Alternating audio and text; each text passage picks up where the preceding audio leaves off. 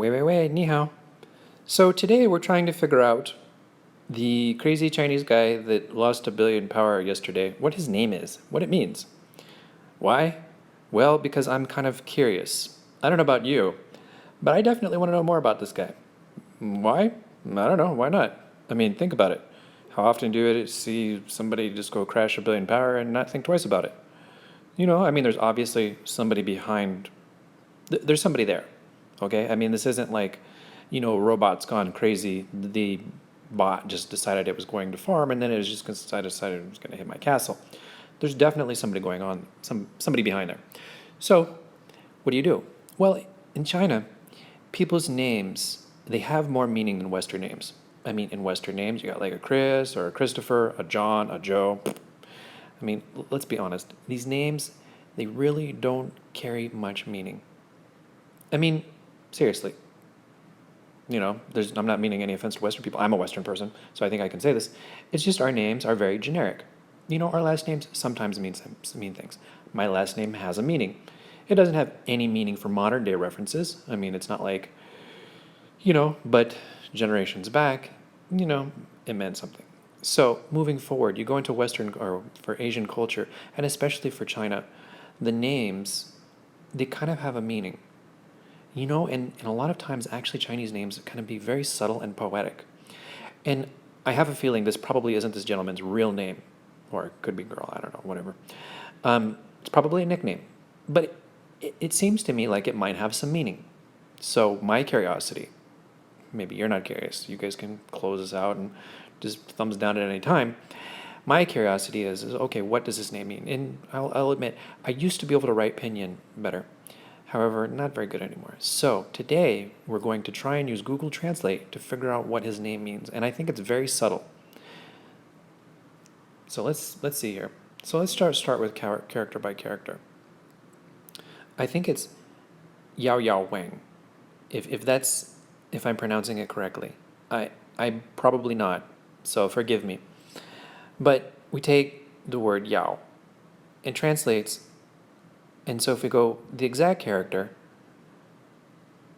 it translates to kind of like shine. Kind of like shine. Dazzle. Okay? Kind of like shine or dazzle. Now, there's two of them. So remember that, it was Yao Yao Wang. And so, okay, we've got like super shiny something. Okay? Let's go down to the last word.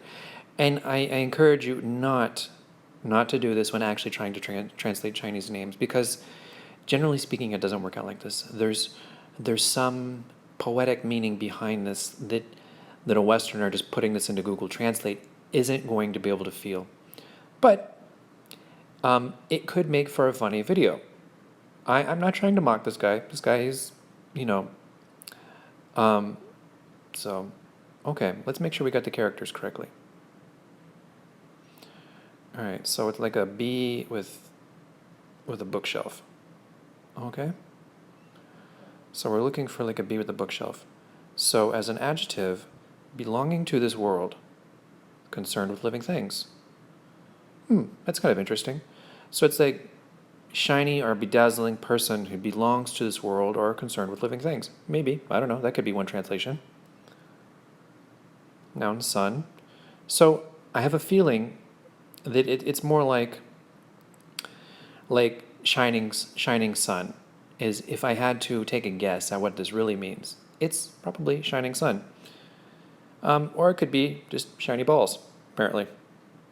So apparently there's alternative translations to that word. Or shiny south of the hill, which maybe it could mean like the sunny side of the hill, or the sunny side of the North River, or shiny relief. I don't know. I'm sure somebody who speaks Chinese fluently, hopefully somebody who speaks Chinese fluently, will reply in the comments actually what his name is. But my best guess is not shiny balls. I think his name is probably more like shining star or shining sun.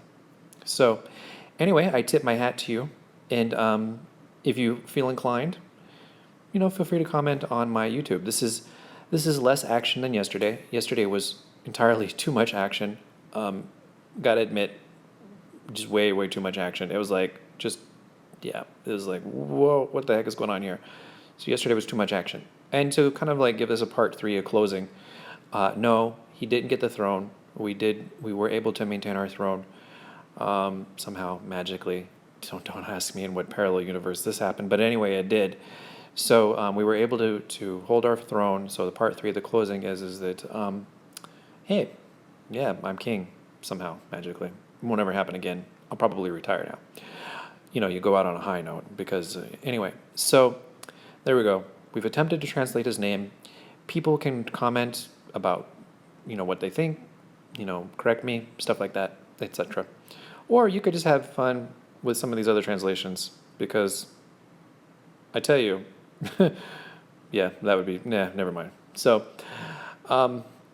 okay, guys, hopefully you enjoyed this, I don't know, let's call this a completely different type of content episode, but forgive me. I like to mix it up sometimes. If we always just do battle content, I don't know. I mean, I don't see any depth in that.